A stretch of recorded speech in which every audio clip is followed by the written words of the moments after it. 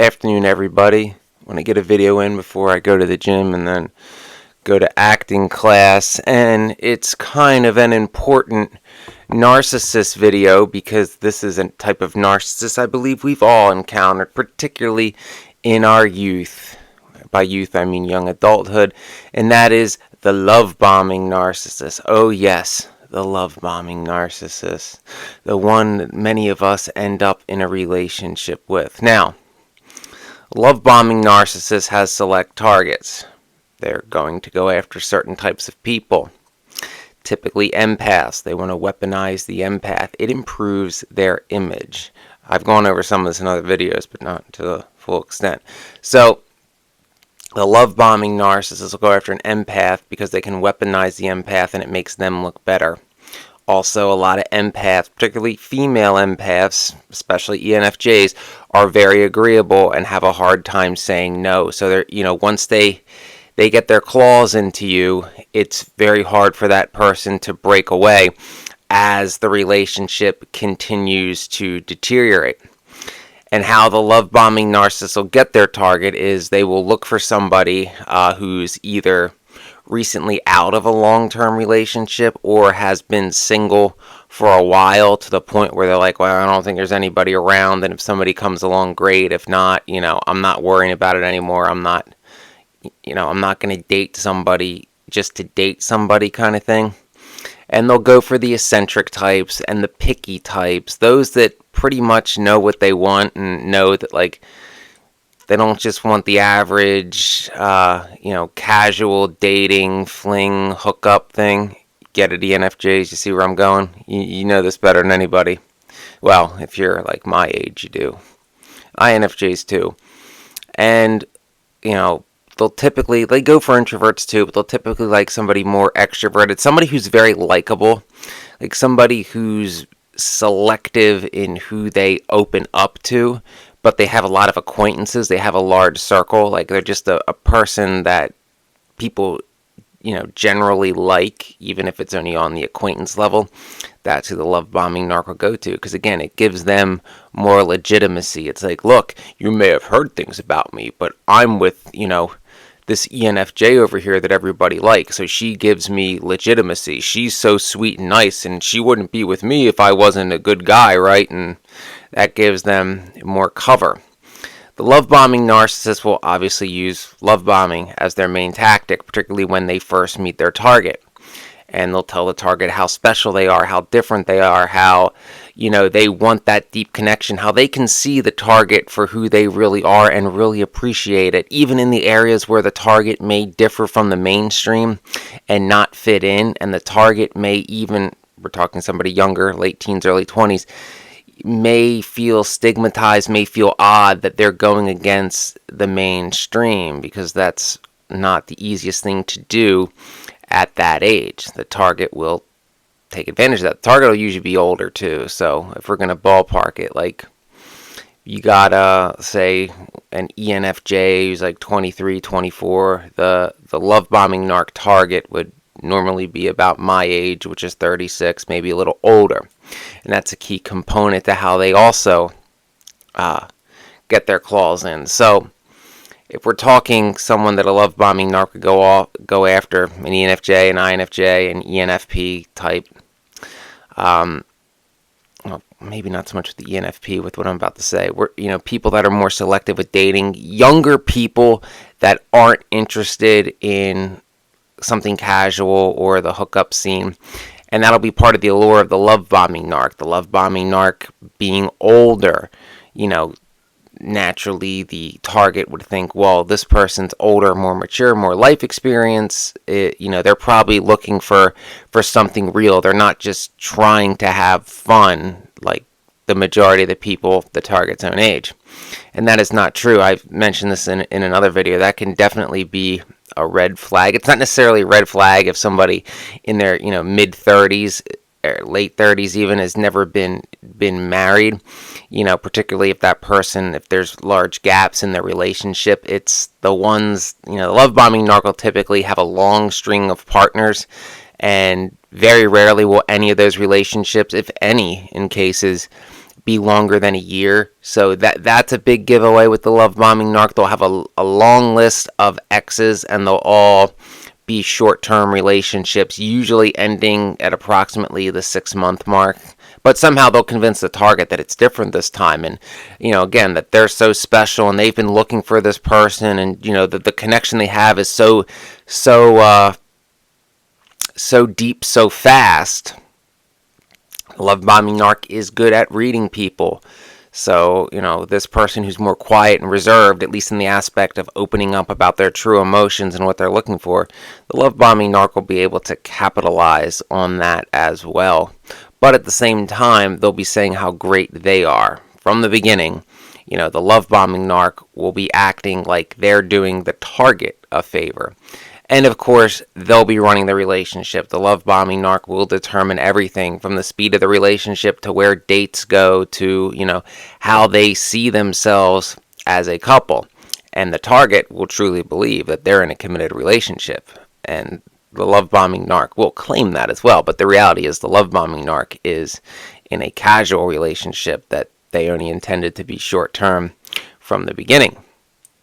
And the love bombing narc does this for status. If you got this older, younger dynamic, if the older love bombing narc can get access to a group of attractive younger females through their current target, then they're going to do that because that'll give them access to potentially future targets, because they move from target to target. And especially in this case, because if you're dealing with younger females, even if he breaks it off with one target, he goes to the next target, you just do a little gossip, this and that, and then the friend group's at its throat, and he has complete control. The love bombing narcissist, one of their main tactics through their love bombing is to push boundaries. All narcissists like to ignore boundaries, but the love bombing narcissist will use charm and seduction and their love bombing to ignore sexual boundaries with the target. So there is something, a love bombing narcissist loves the feeling of exploiting their partner, of them doing sexual things that they are not comfortable with, that the love bombing narcissist can talk them into. That's why INFJs are a big target here, because they struggle to say no, and they are people pleasers. So they'll continue to do that. The love bombing narc will control the target's entire life, entire circle. Anybody who is suspicious of their intentions or can see through them, the narc will of course cut off from the target by various means, rumors, gaslighting, triangulation, whatever they may use in that situation, because the narc decides when the game's up, when it's over, when it's time to move on. And at first it'll be really hard for the target to understand that what they're saying isn't genuine. Now, you can kind of tell if you know narcissism. While the love bombing narc will try to read the person and compliment a lot, something else the INFJs love, they have a hard time being specific. While they think they're being specific, they're going to be very general in their compliments. There'll be a lot of generalizations and also a lot of comparisons. So instead of you find somebody that is really unique and exactly your type, someone like that would make direct compliments, very specific compliments to that person and what they see in them, or perhaps similar life experiences that you share that makes the connection special because you're connected through going through similar stuff. Kind of, it could be synchronicity, two or more events not connected through causality but connected through meaning. The love bombing narc will compliment on the basis of using comparisons of the target versus the other people around the target.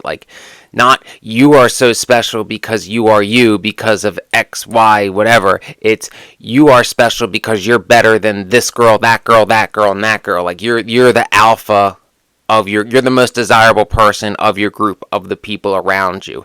That's what they do. because typically the people they'll go for, while usually very attractive, they'll be the people that don't have that much confidence, which is quite a few people at that stage in life. Again, late teens, early 20s is usually when they strike. And they'll go for the girls that aren't the most experienced dating. Like the prime target for the love bombing narc would be the 23-year-old female who, was in a 4-year relationship and that was her only ever relationship. Prime target, because, the love bombing narc doesn't want to be compared to very many men, especially the way they treat the target. If the target is relatively inexperienced, they may not know, how they deserve to be treated, which will thus normalize. They'll then normalize the narc's treatment, which again is going to deteriorate over time. The compliments will become less and less. It'll transform into the love bombing narc telling the target how lucky they are to have them, a common tactic among narcissists, and that they would be nothing without them. And the love bombing narc will try to get the target to base their whole existence and identity on being with the narcissist. In other words, it's like, you have no identity as yourself, girl. You have no value as just you, Jane Smith. Your only value is being the girlfriend of me, Chad Chaddington III. That kind of thing. And they'll try to manipulate your hopes, your dreams, your work to best suit their life and pleasing them in that short term. And they don't care if they wreck your life for 5 years to please themselves for 6 months, because again, narcissists believe everybody only exists to either please them or enable them. And beware of that, because love bombing narcs typically have enablers. They're typically, if they're charming, they have charisma, they're typically like an alpha type, and they have lesser men that enable them, that are eventually hoping to move in on their discards. In other words, like that, if you're familiar with It's Always Sunny in Philadelphia, the Dennis system, and then the MAC, I forget what Dennis was, but MAC is move in after completion. In other words, when the love bombing narc has discarded the target, that's when his enablers will, move in like vultures. It's a wild dynamic.